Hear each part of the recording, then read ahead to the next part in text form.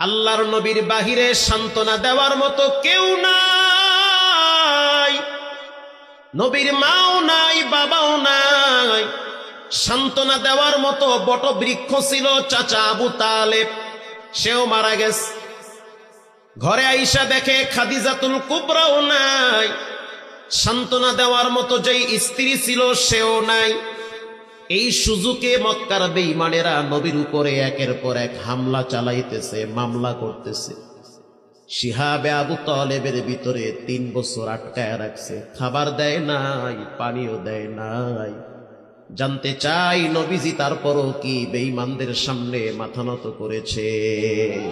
আস্তে বলবেন না জোরে বলবেন, করছে? করে নাই। বাচ্চাদেরকে খাবার দেওয়া নিষেধ করে দিয়েছে মক্কার বেঈমানেরা, খাবার দিবা না। সব নারীদেরকে জানিয়ে দিয়েছে